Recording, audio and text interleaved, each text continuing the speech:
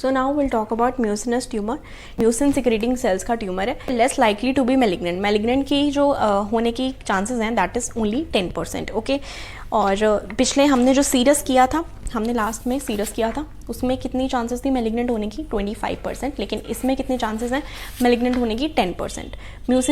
Mucinous में benign होने की टेंडेंसी कितनी है? 80%। 80% चांसेस हैं कि वो बेनाइन होगा अगर वो म्यूसिनस है। Border line is also 10% border line.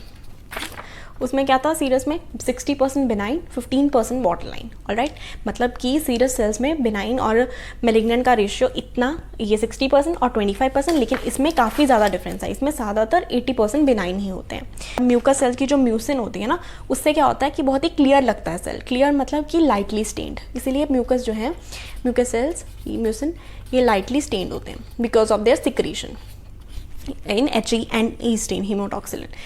और ये लेस बाइलेटरल है, मतलब कि यूनिलेटरल होगा ज़्यादातर।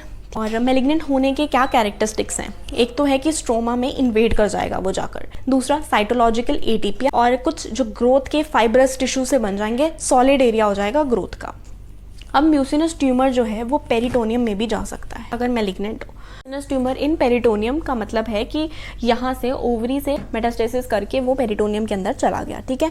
तब वो जब जाएगा तब उसे हम क्या बोलते हैं? स्यूडोमिक्सोमा पेरिटोनाई। रेयरली होता है, रेयरली म्यूसिनस ट्यूमर जो है वो क्या करेगा? मेलिग्नेंट डिपॉजिट शो करेगा। कहाँ पे?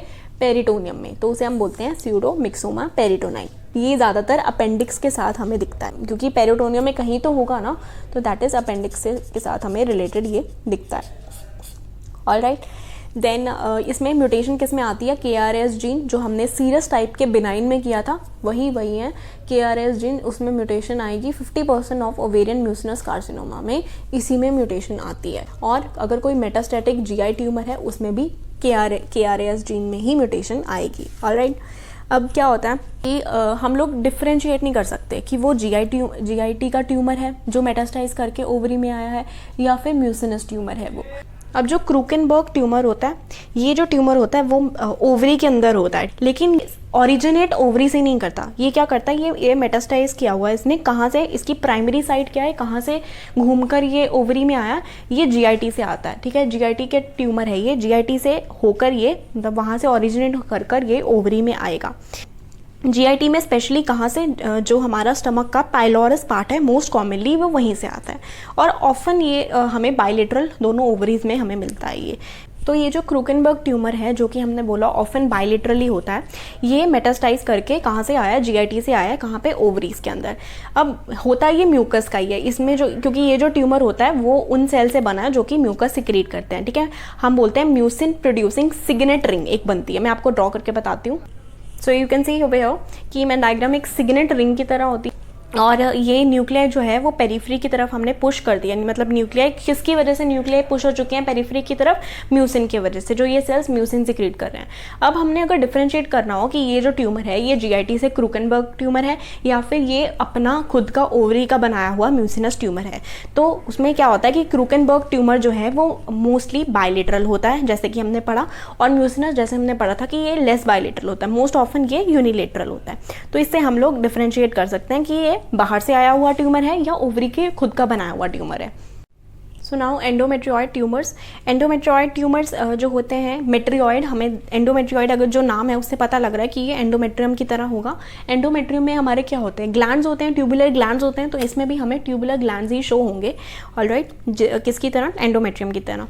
और इसमें क्या होता है? ये कम कभी कभी किसके साथ हमें दिखते हैं? एंडोमेट्रियोसिस की जैसे। एंडोमेट्रियोसिस क्या था कि कोई एंडोमेट्रियम का टिश्यू कहीं और जो यूट्रस के बाहर कहीं पे भी डिपॉजिट हुआ हो, दैट इज एंडोमेट्रियोसिस। और एंडोमेट्रियोइड ट्यूमर जो है वो यूजुअली मेलिग्नेंट होते हैं। इसमें म्यूटेशन किस में आती है? P10 में म्यूटेशन आने की वजह से ये मेलिग्नेंट ट्यूमर होता है। अब ये जो ट्यूमर्स हैं ये सॉलिड भी हो सकते हैं, ठीक है, ये सिस्टिक भी हो सकते हैं। सॉलिड मतलब कि वो बिल्कुल सॉलिड है, सिस्टिक मतलब उसके अंदर फ्लूइड है कोई या कुछ है। कोई सिस्ट, वैसे हेमरेजिक सिस्ट भी बनते हैं जैसे ब्लड के। अब यहाँ पे सिस्ट कौन से बनेंगे? क्योंकि यहाँ पे ग्लैंड्स हैं, हम लोग एंडोमेट्रियम के बारे में पढ़ रहे हैं, तो एंडोमेट्रियम में ग्लैंड्स होते हैं। तो उस ग्लैंड्स में ऑब्वियसली ग्लैंड की सिक्रीशंस होती हैं, तो वो सिक्रीशंस की वजह से सिस्टिक बन सकता है। ऑलराइट, अब नेक्स्ट जो है दैट इज ब्रेनर्स ट्यूमर। ये अनकॉमन सा है, ये हमें इतना हमने कभी सुना भी नहीं नाम इसका, अनकॉमन सा ही है, यूजुअली यूनिलेटरली होता है, ठीक है, एक ही जगह पे होता है।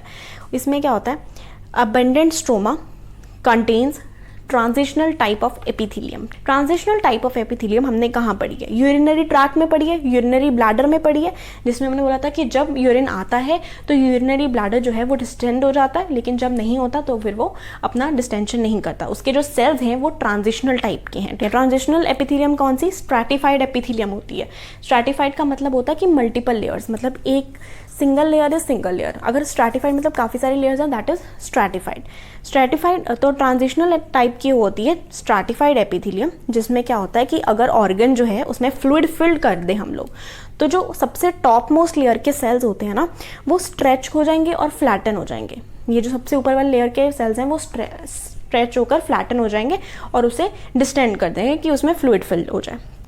अब ये जो है, ये मोस्ट जो ब्रेनर्स ट्यूमर्स होते हैं, ये B for brainers and B for benign, तो ये मोस्टली बिनाइन होते हैं।